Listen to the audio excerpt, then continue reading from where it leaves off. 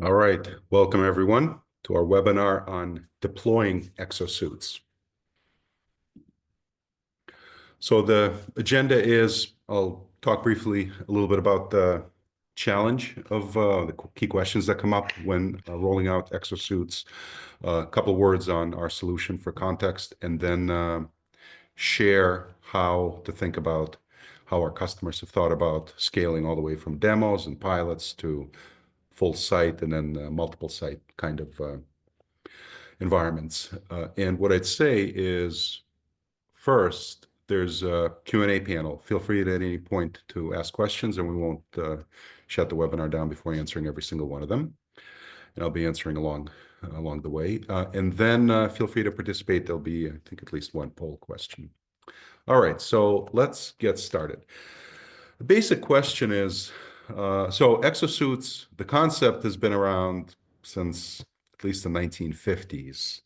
And people have been tinkering around in a variety of settings, medical, industrial, military, for decades. Over the last few years, several vendors have started to commercialize exosuits. And so today I'll talk about where is there a fit for powered exosuits, the kind that Vermotion sells, and how to think about where do you begin and how do you scale.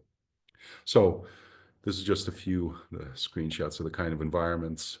There's many different kinds of environments. We'll talk about where does it actually make sense to start in a second. But first, a couple words on our company. The problem we are working to solve is overexertion injuries and resulting fatigue, lost productivity associated with folks that are doing frequent lifting. Typical warehouse worker lifts thousands of times per day, tens of pounds each time, so it's easy to lift, an entire cargo container worth of goods in one day. That results in injuries, fatigue, obviously quality of life for folks, and lost productivity and high employee turnover for the businesses. So this is a serious problem. Vermotion's working to solve that. We're a wearable robotics company based on, the exosuit is based on work funded by the military in a university setting, spun out 5 years ago, and we've been scaling to a bunch of different industries and applications over the last 5 years. Collectively, we've helped our customers lift over 600 million pounds to date. There's millions of lifts using our suits happening every month, thousands of suits in use. So this is a widely used technology. It's an exosuit that wears like a backpack. And the idea is it takes off 40% of the strain off every lift. 40, could be more, could be a little bit less, depends on what kind of assistance profile is chosen. In addition to providing assistance, it has motion sensors that capture for every lift, by capturing the orientation, velocity, movement.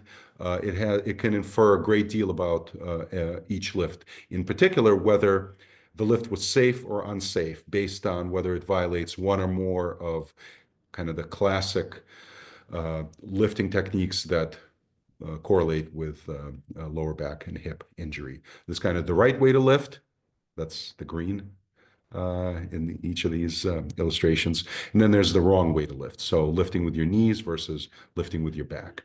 So if there is, or twisting, do you twist just by rotating your body, which would be putting your lower back in danger, or do you also rotate and actually move your feet to turn? That's much safer. So the data is captured, and it's a very useful thing, and we'll get to how do you use that information during pilots and scaling out. But the idea is this behind this data. First, you think about it, you're collecting this data for each worker. So within a few days, you've collected a great deal of information about how that individual lifts. And based on that, you can see what are they doing great and where's their coaching opportunity. For example, maybe they do a lot of wrong lifting or twisting during the lifting operations. And you can kind of prioritize what to coach them on, very specific. And then you can zoom out with this data to groups, and those groups can be sliced and diced by, could be different shifts, different departments, different parts of a warehouse, different multiple facilities. And based on that, you can see where do I have ergonomic challenges, ergonomic risks in the way the facility is laid out. Potentially, maybe things are oriented in a way that makes them harder to get on in a particular part of the warehouse. So you can capture all that by zooming out with this data and looking, instead of individuals, looking at groups. So again, that's going to be very useful when you deploy and look at a variety of metrics. So with that little intro, let's dive in. And by the way, these kind of best practices and the way people have rolled out these programs are based on, at this point, over 50 different customer deployments in a variety of industries and applications. So first, the concept of a demo or a pilot site. Really, in a way, this is, am I testing this out and seeing what it is for a day or a week, or is this a 3 or 6 or 12-month pilot? For demos and pilots, the demo, whether the typical scenario is our team shows up with a handful of suits, could be 5, 10 suits, and a bunch of folks, which is the folks doing the lifting themselves, as well as potentially their supervisors, maybe safety folks. So a bunch of people at the facility actually tried, and you evaluate the suitability of the suit, no pun intended. Does the suit, is there indeed a use case where there's frequent lifting, heavy enough lifting? Is this a site where there's some lower back injuries or fatigue or employee turnover, basically reasons to consider an exosuit? And this is a very quick way, typically within a day, and each person might try the suit on for, could be 30, 60 minutes, sometimes it's an hour or two. But people it's very easy. I mean, literally within a few lifts, the first 3 or 5 lifts, you see whether, oh, this helps, or no, it's relative. Given how we're moving, it's not a help. So that's a very easy go, no go test. Then when you consider a pilot, we'll talk a little bit about how do you select a site for the pilot. That's typically at least 3 months, typically 6 or even 12 months. And what you want is a combination of large enough group and a long enough period of time to actually measure the reduction in injury, improvement in productivity. Given how noisy, for example, productivity data can be, you want to do a clean experiment long enough to take out seasonality, to take out learning curves for folks. You want to do it for a long enough period of time that their natural variation, you can actually get a solid baseline, and then do it for long enough to start to see differences. And given the injury rates, which might be maybe 6 or 8 workers out of 50 or 100, over the course of a year, you might need on the order of at least 25 folks doing things for at least 6 months, and hopefully a little bit longer, to really see statistically significant differences in injury reduction. How does the deployment, I'll jump right to the deployment. The demo is a pretty straightforward. Within a short number of hours, a bunch of people try on the suit and see whether it might be a fit. As far as deploying for 3, 6, 12-month pilot, there's a bit of a planning phase where we work closely. We figure out does it make sense to deploy the suits, roles and responsibilities on both our side, VerMotion, as well as on the local team site. And then there's a deployment phase where the lockers are installed, there's a go live, there's a training date, fitting, collecting a bunch of the key performance indicators. We'll get to what are the metrics that make sense during these relatively short periods of time. And then once the suit is fully deployed, to whether it's 5, 10, 20, in some places 250 workers on site. Then there's a steady state phase where you're doing ongoing monitoring for the key metrics. Again, we'll talk a little bit about what the metrics are. And with weekly touch points, typically with our team, where there's responsibilities on both sides on making sure that the deployments are successful. And so this is a typical process. Now, selecting the site. There's kind of 4 key criteria. The first obvious one is there a use case that the exosuit can help with? And is there repetitive heavy lifting? Or the key is repetitive lifting. Even if what's being lifted isn't heavy, just lowering your torso, even if you're lifting a pencil, but if you're lowering your torso, that's that could be 70, 80, 100, 120 pounds, just the part of the torso above the waist. So it's still a big load on the lower back. So the key is even not so much is it heavy lifting, but is it repetitive? And repetitive is there, are there folks doing hundreds of lifts per hour? It could be 100, 200 lifts per hour and collectively lifting at least 10,000 pounds a day. If that's the case, that could be a good use case for an exosuit, but it's not enough. Another key question is there a culture of safety in the ownership program at the site? Are there other safety related initiatives? Is there a safety focused leadership role? Is there somebody for us to partner with? And the reason that's important is this is an exosuit, deploying an exosuit. It's not as simple as dropping this new tool at a facility and it'll get adopted with zero friction. And so there needs to be both kind of a cultural commitment. It is a different mindset. If there isn't some sort of a commitment at the local operational team management leadership level, the technology would likely not be adopted successfully.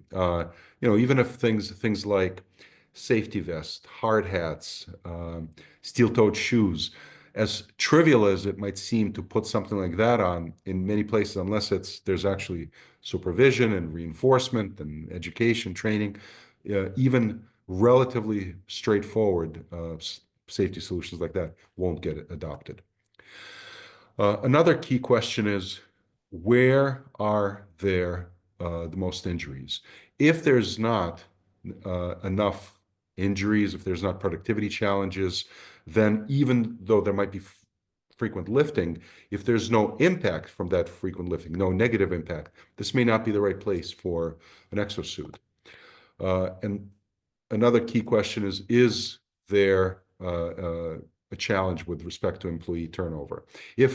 Again, if there's no injuries, there's no employee turnover, everybody is happy despite all the frequent lifting that they're doing, then maybe that's not the right place. But if there is repetitive lifting, if there is a commitment to safety at the company and locally on site, if there are injuries and or kind of quality of life for the employees, high turnover, then an exosuit may actually make sense. And this is not, in choosing a location, you don't have to just use qualitative data and impressions. And what a lot of our customers do is actually they look geographically. They might look at by department. Where are there high injury rates, low injury rates? Not the only criteria, but if there's already no injuries, then it is likely that an exosuit may really not be a relevant thing. And so in this case, for example, when you're choosing a location, the site with the highest average overall injuries, so out of 100 employees, almost 10% are getting injured in a year with respect to lower back and hips. That might be a great place to start. And then the way these are typically deployed is one of three programs. And we're sharing this because because there's so many different ways to think about where do I deploy an exosuit, that we've kind of packaged up three very common approaches that address the vast majority of situations we've seen. One is a full site implementation. We'll talk a little bit about how that's done and what are the metrics and kind of the playbook for that. Second is a specific function or area. It could be that it does make sense to do it at the entire site, but in one part of the warehouse or in one of the department, there's particularly high injury rates, and so it might make sense to do that. And a third common program we've seen is for new hires. because new hires are trained the least on safety measures. They're not used to the work. There is invariably a high injury rate and high turnover. And for those reasons, that's kind of a common area common way to deploy exosuits as an initial pilot. Have it be as part of a new hire program where for the 3 or 6 months, somebody's wearing these suits. And then within each of these three approaches, it's common to have, I mean, basically, I think this is mutually exclusive and collectively exhaustive way uh, do the to deploy the suits. They're either mandatory.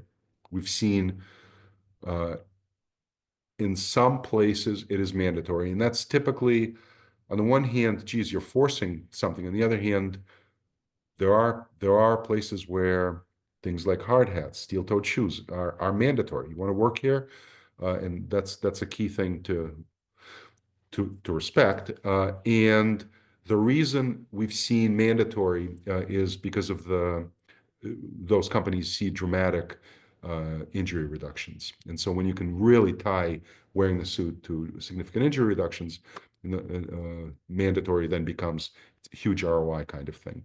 Another possible way is voluntary. Some customers choose that, and that could be part of the kind of the corporate culture and giving employees some amount of freedom within the warehouse or across the multiple warehouses. And the third way is kind of a flavor where it is voluntary, but there is some incentive where that encourages the suit usage.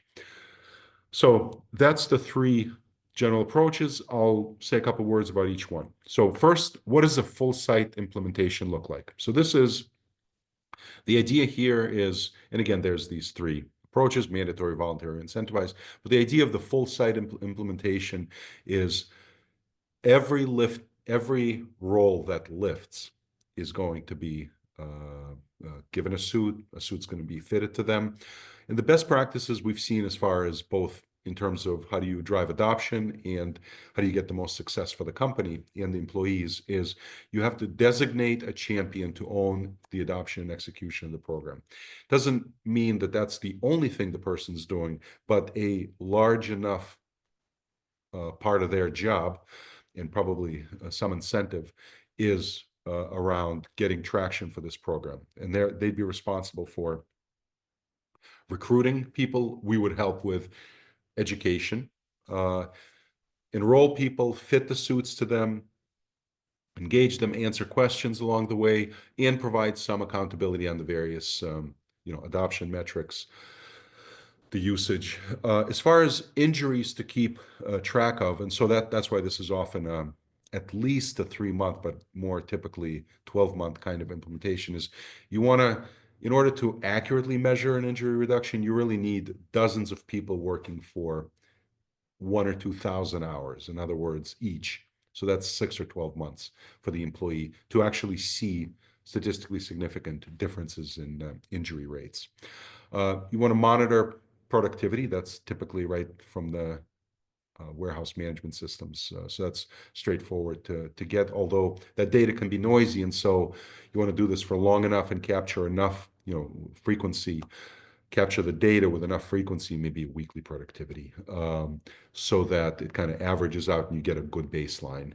By looking at the safety of the lifts with the data that the suits help collect, you can see, okay, are the lifts that the employees, what fraction of lifts are safe? What fraction of lifts are unsafe? How are things improving with respect to safe lifting? And of course, when you do this for a long enough period of time, at least 1 quarter and typically 6 or 12 months, you can start to see differences in retention. For example, you might have a new hire cohort and you see, okay, the metric might be 3 months later, how many of that class are still there versus a class that didn't have, wasn't wearing the suits. All right. And by the way, we'll do a Q&A at the end, but also if there's questions along the way, don't be shy. All right. This is a typical result. I think this was a liquor distribution facility.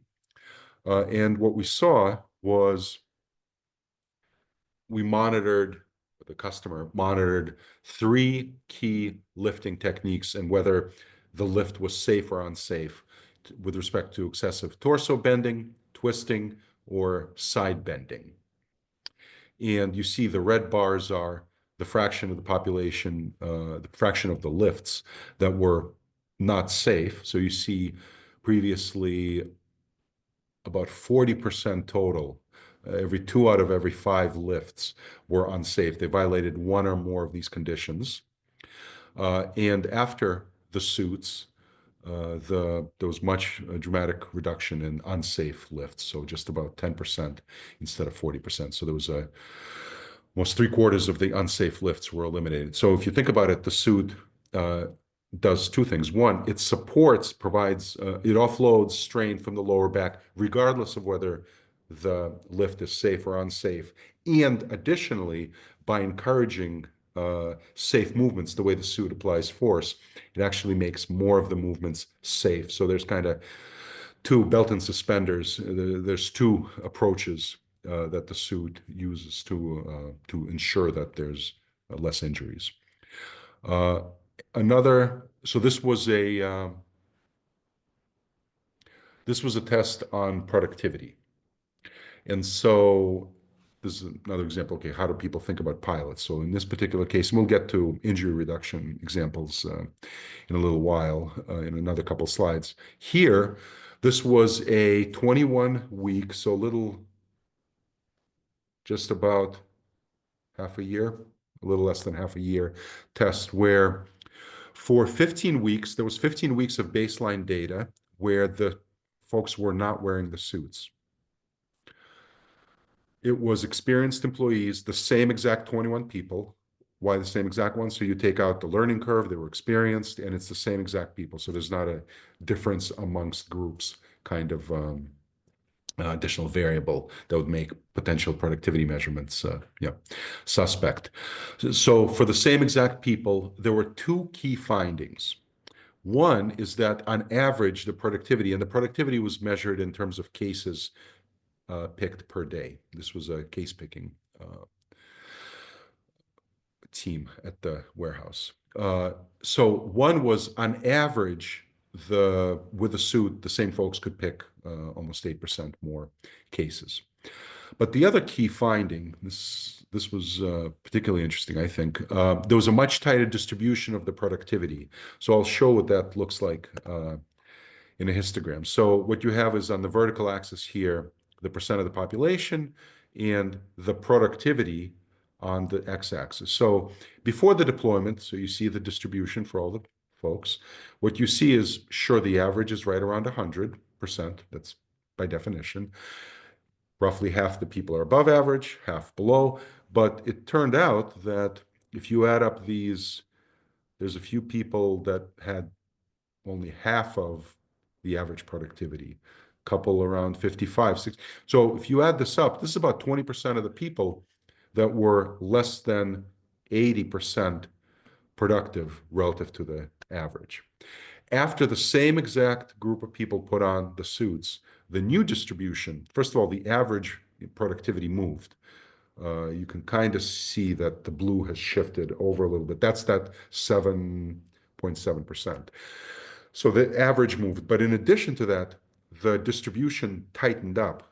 And what that means is now you didn't have anybody during any of the 21 folks during any of the 11 weeks drop below 80% of average. In other words, if you're in the operations team, it's not just a benefit that there's a increase in productivity, you have much more predictable employee productivity with the suits. So thought that was, we figured qualitatively people are less fatigued, they're likely to do more, be able to, even when there's no reward for additional cases picked, it would shift. But that there's such a dramatic tightening of the distribution, that was surprising both for the customer and for us.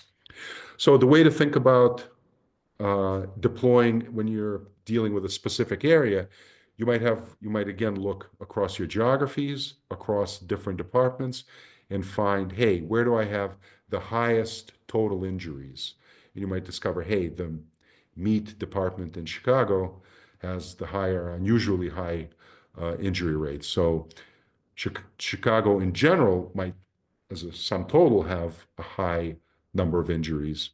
But that department, if you're going to focus on a department, and it is, sometimes it just makes sense to focus on a particular area to kind of work out the kinks, get traction, get people to understand what this is, and then spread out. And we'll talk a little bit about that in a second.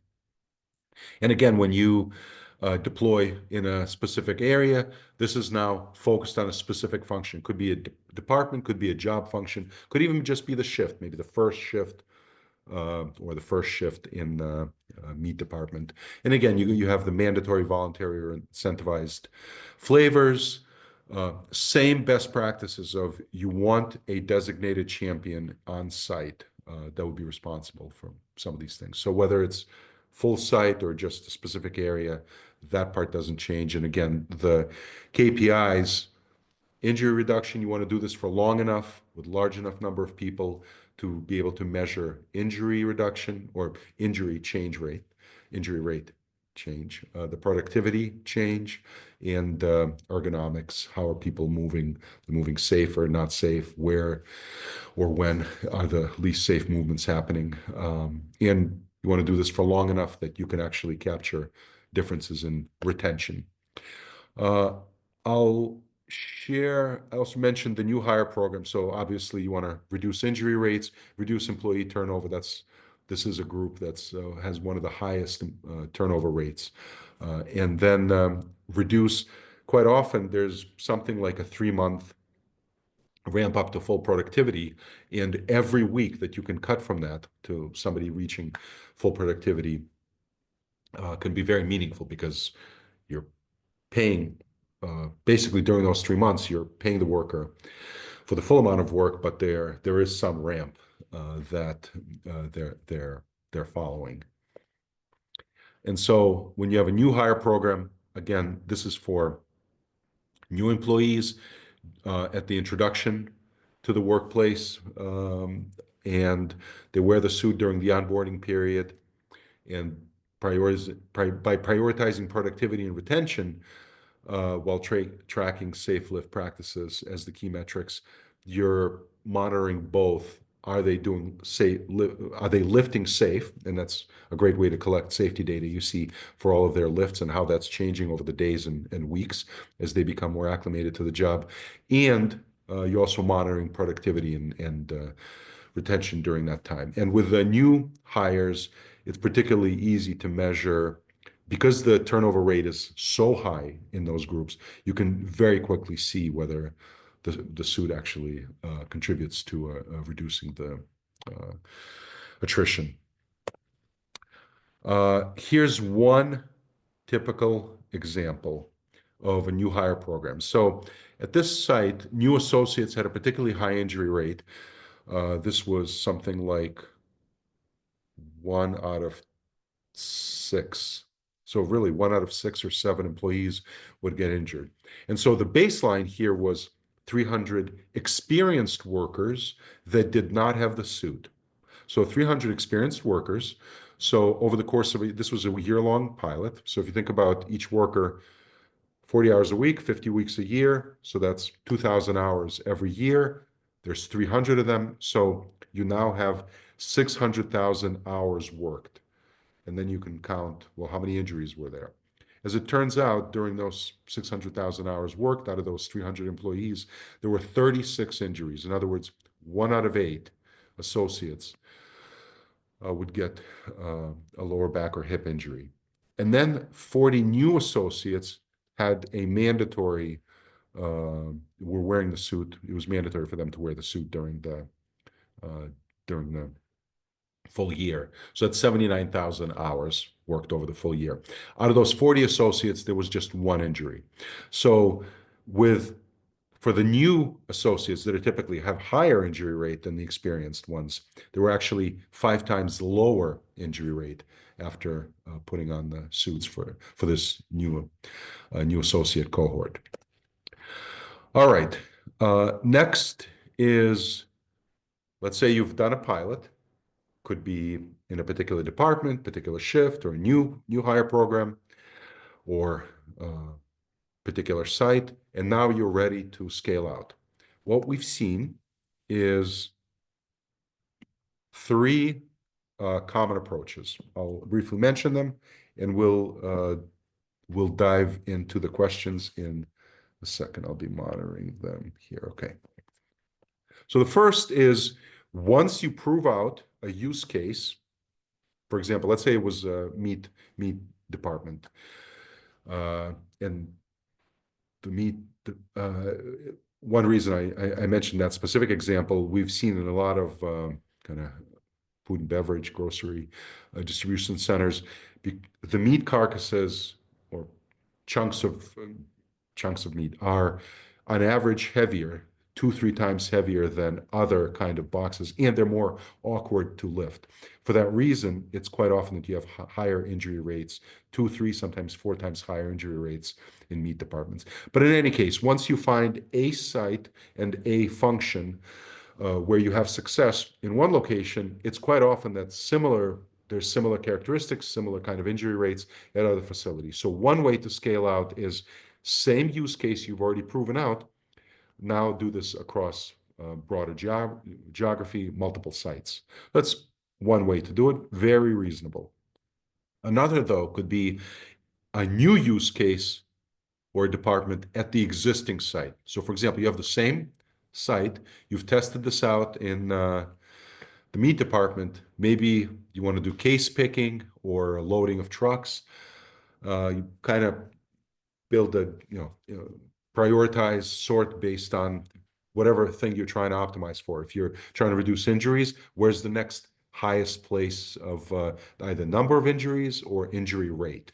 So they're related, but you might have not a lot of people, so it's not the largest number of injuries, but it might be the most dangerous job where the highest percentage of those few people are getting injured. So you might deploy exosuits there. So that's the other use cases, new use cases within the same exact facility. And then, of course, the other way, and this is kind of a typical progression, where once you have success in multiple functions and multiple geographies, you then can expand it even further to new sites and new use cases. So all three are valid, legitimate ways. All three are ways that customers have used in the past to deploy exosuits when they go beyond the kind of the initial pilot or department or in the individual facility. All right, now let's talk just a little bit about what are the kind of the results of deploying exosuits.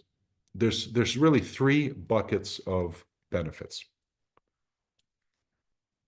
First is reduction in the injury rate. This of course varies site by site. It depends on what's your baseline, what's the job, but at this point, over 10 different customers have done different studies for injury rate, and we've consistently seen 60 to 85 or even 90% injury reduction. So a dramatic reduction in injury rate. Next is an improvement in facility productivity. Again, this varies widely. There's different, kind of reward systems, different levels of intensity at different locations, but our customers have very consistently seen somewhere between as low as 2% and then in some cases as high as 7 or 8% productivity improvement. And last, but not least, is an improvement in job satisfaction and retention. And this has a major impact on, of course, the quality of life for the individuals, but also with less, if you can materially, what we've seen is that these jobs have such high turnover rates. There's such a grind that at any one time in a warehouse, a third or even more of the workers could be brand new workers. For a facility that's got 100 people working, during the year, it's not uncommon to have 250, even 300 folks cycle through there, and with very high turnover. And that high turnover costs a lot of money to hire them, train them. There's an onboarding period where there's less productivity. So reducing reducing turnover is a common goal of our customers, and so that's the other kind of bucket of benefits. So now you know everything I know, and let's see if there's any questions. What I'd leave you with is exosuits for industrial applications are here. We'd be glad to explore whether this is a fit.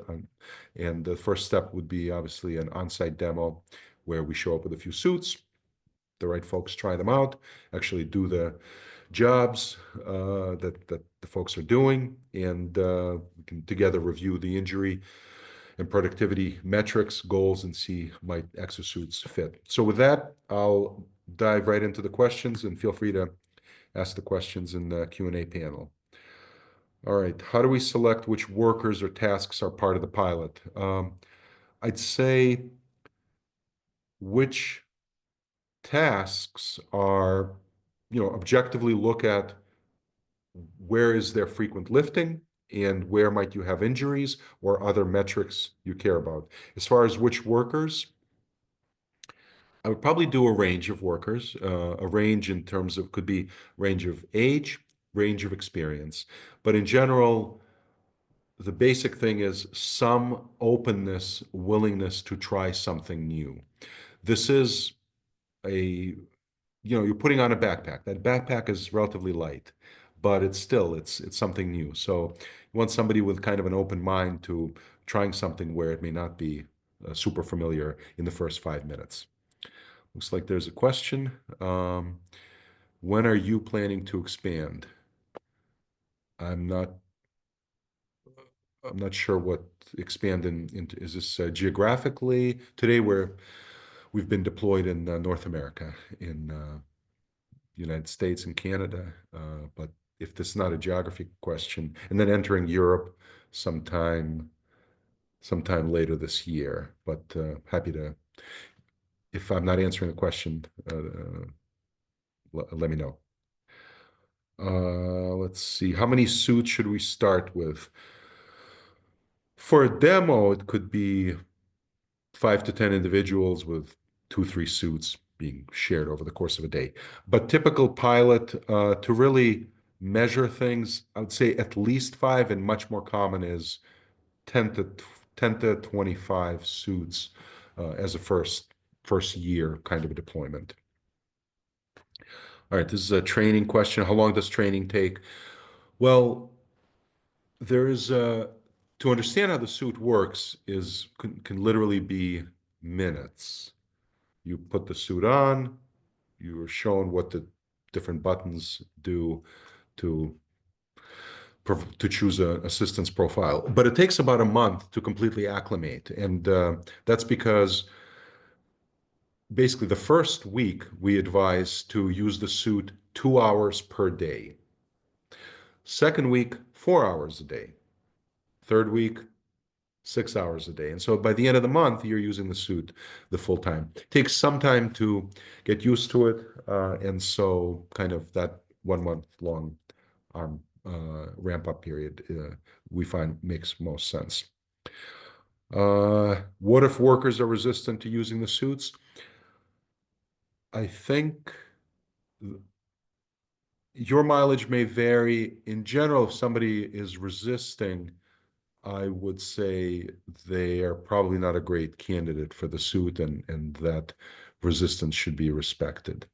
Terms might be a little bit different in places where it's mandatory, but in general, this is a new thing.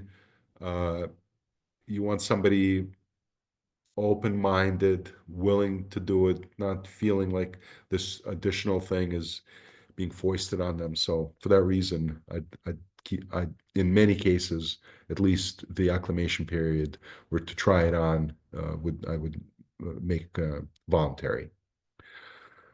Next question, which metrics do we track during the pilot? So injury reduction, productivity improvement, employee retention, and ergonomics, how are people moving, what fraction of the lifts are safe, not safe, where are the unsafe lifts happening, either by whom or which part of the warehouse, can give insights into both the environment and how the exosuits can best be used. Let's see if there's other questions. Um, how do you maintain engagement after the novelty wears off? This is a great question. Well, how do you maintain engagement with a hard hat program? The novelty wears off probably pretty quickly. So at some point, there's a, I don't know if it's not so much carrot and stick, but there's encouragement, education. You can share results, improvements on productivity. You can, if there's some rewards tied to that. There could be some of our customers, we have leaderboards that display metrics. And so there's some amount of gamification that can be put in place where employees kind of compete with each other on who lifts the safest or who has the most number of lifts in the suit. So there is some amount of kind of encouraging and making people champions, educating. Just if one department has got the suits and it lowered their injuries, that's a success that should be shared and celebrated across the organization.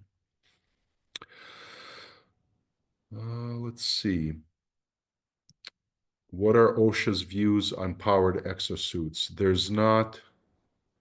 While there's not formal OSHA guidelines, what we've seen is some companies that are actually being watched by OSHA, visited, and even fined by OSHA, the Occupational Safety Hazard Association, I think.